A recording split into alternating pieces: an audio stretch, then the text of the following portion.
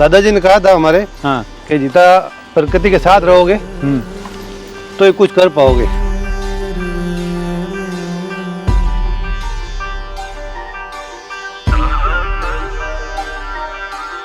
लवकुश कैसे हुए? लवकुश धरती माँ की गोद में हुए, कोई महलों में नहीं हुए, राम जी के महलों में नहीं हुए।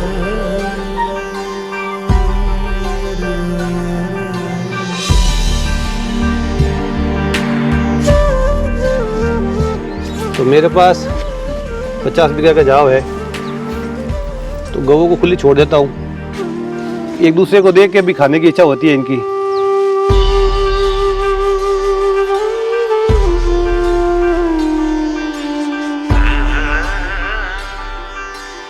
पाँच महीने में बच्चे की माँ क्या देखती है अपने आंखों से, क्या कानों से सुनती है, क्या वो फील करती है, वो सब चीजें उस बच्चे में होगी।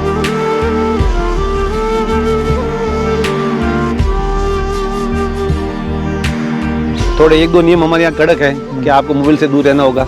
हाँ, सबसे बड़ी प्रॉब्लम। हाँ, व्हाट्सएप से दूर रहना होगा।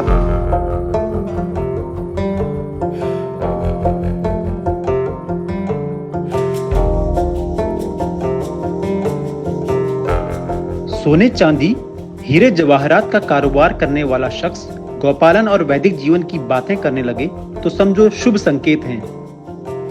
महंगी महंगी ज्वेलरी बनाने वाला अगर गायों के करीब आ जाए तो समझो देसी गौमाता का प्रचार प्रसार सही दिशा में जा रहा है। थारपारकर गायों का पालन और गौ आधारित खेती की ओर कदम बढ़ाकर जोधपुर के ज्वेलर रमेश सोनी ने पूरे भारत को नया मैसेज देने की कोशिश की है। आज के इस खास एपिसोड में रमेश सोनी जी से मिलेंगे, उनका पूरा फार्म देखेंगे। तो शुरू करते हैं। आज जोधपुर से करीब 60 किलोमीटर दूर एक ऐसे फार्म पर हूँ जो अपने आप में अगले कुछ वर्षों में क्या कुछ महीनों में मिसाल बनेगा और पूरे भारतवर्ष में नाम करेगा। उसकी शुरुआत बहुत अच्छे स्तर पर हो चुकी है और यहाँ पर थारपारकर गायें हैं, ऑर्गेनिक फार्मिंग भी करते हैं और वैदिक हट चलाते हैं। बहुत सारी चीज़ें यहाँ पर हैं, लेकिन आज का एपिसोड थारपारकर गायों और उनके घी पर और रमेश सोनी जी के ज्ञान पर आधारित है। तो चलिए चलते हैं। वो देखिए वो बहुत दूर खड़े हैं और हमारा इंतज़ार कर रहे हैं और कुछ गायें देखेंगे आप थारपारकर वहाँ पर आपको नज़र आ रही होगी। तो चलते हैं रमेश जी के पास, आइए।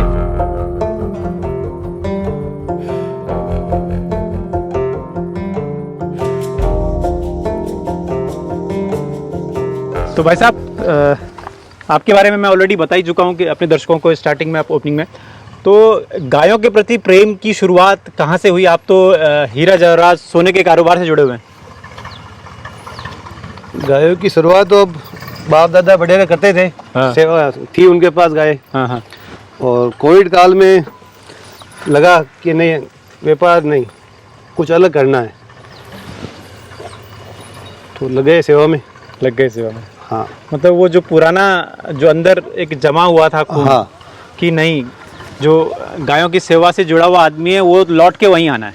दादाजी ने कहा था हमारे हाँ। कि जितना प्रकृति के साथ रहोगे तो ये कुछ कर पाओगे, नहीं तो भीड़ का हिस्सा नहीं बनना है। तो भीड़ से हटकर क्या करें? तो दादाजी हमारे वेदराज जी थे। हाँ। तो उनका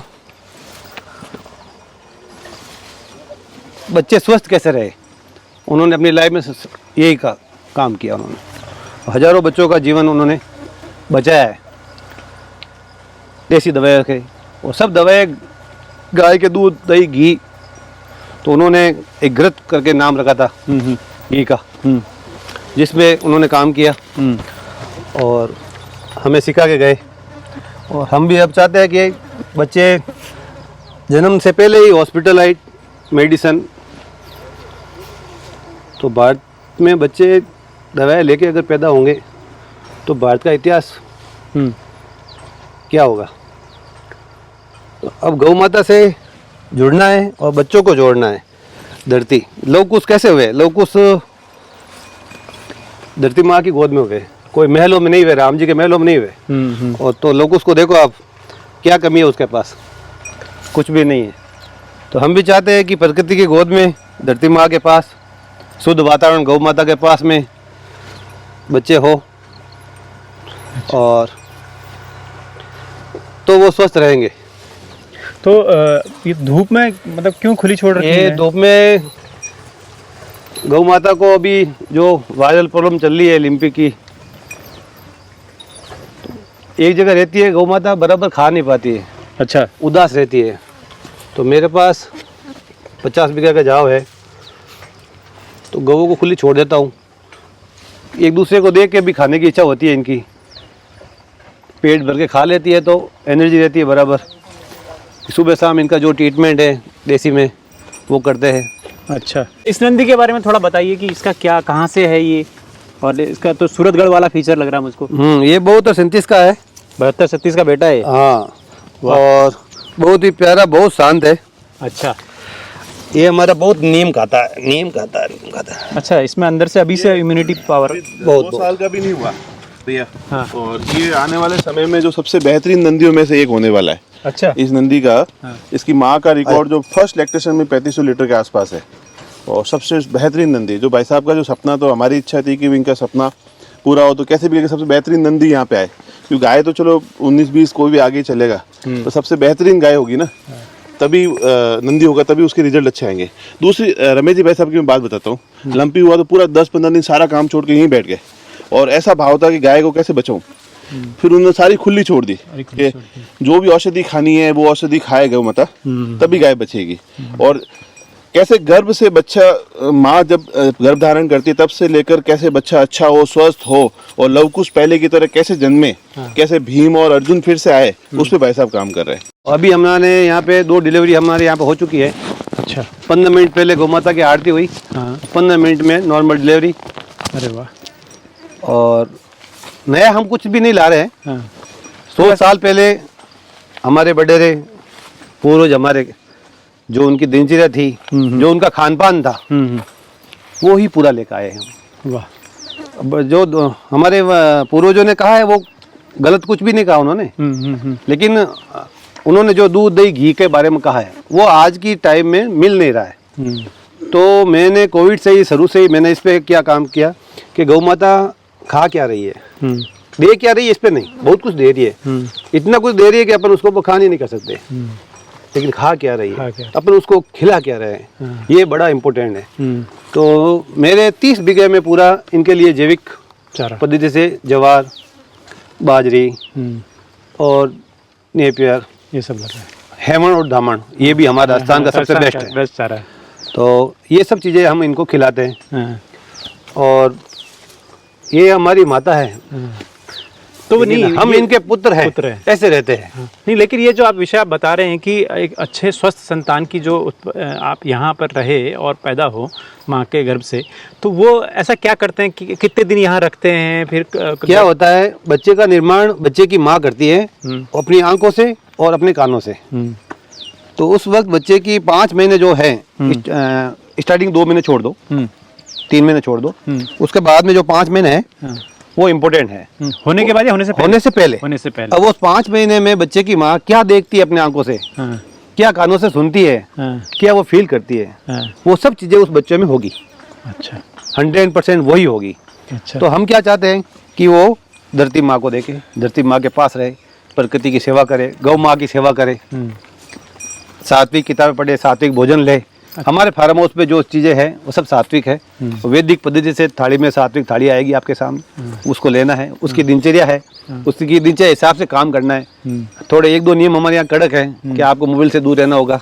हाँ, सबसे बड़ी प्रॉब्लम, हाँ, व्हाट्सएप से दूर रहना होगा।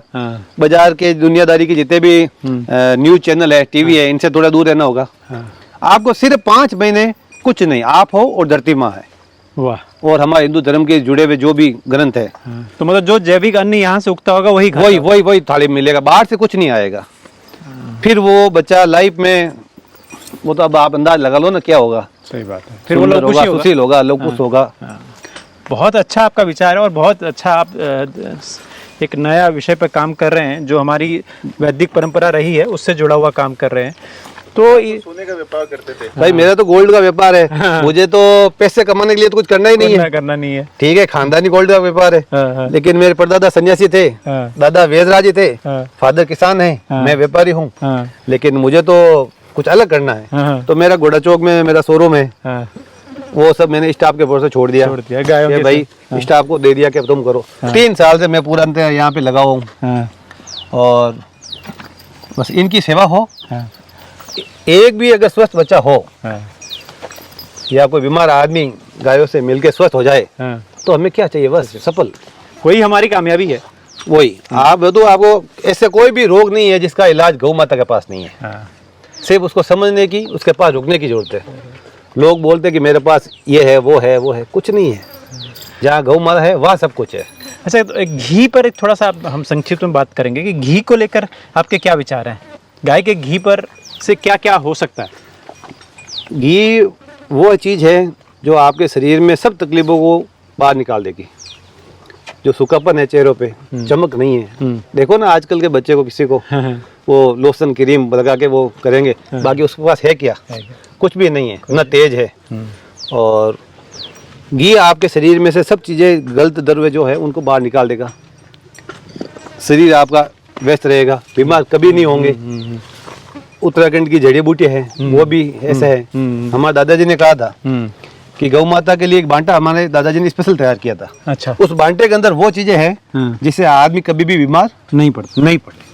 तो गाय और हमारी देसी गौ माता का एक बहुत बड़ा काम है कि ये जो खाती है ना उसको फिल्टर करके, व्यवस्थित करके हमें देती है। और अमृत अमृत जो चीज होती है वो हमें देती है। गलत चीज गौ माता, देसी गौ माता कभी नहीं देती। कितनी भी बीमार होगी गौ माता, इसका गौमूत्र गोबर टेस्ट करा लीजिए, उसमें कभी भी बीमारी के लक्षण नहीं आएंगे। यहाँ हम गौ क्लब भी बना रहे हैं। अच्छा।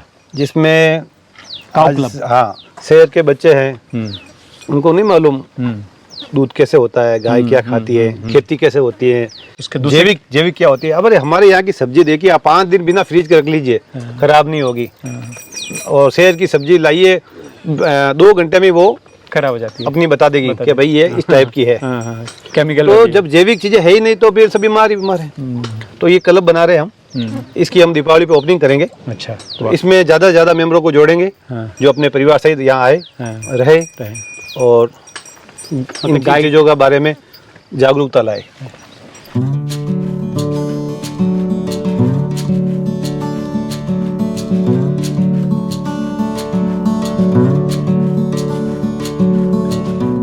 ये सोनी जी की गौशाला है।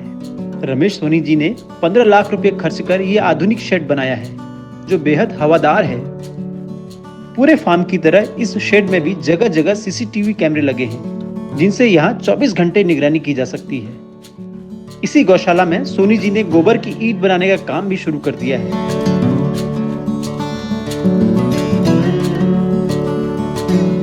माटी इंडिया ने रमेश सोनी जी के यहाँ बन रहे स्पेशल घी पर भी एक एपिसोड बनाया है। क्या है उस घी की खासियत, जल्द आप जानेंगे। फिलहाल अपने दोस्त रोहित बिष्ट को आज्ञा दीजिए।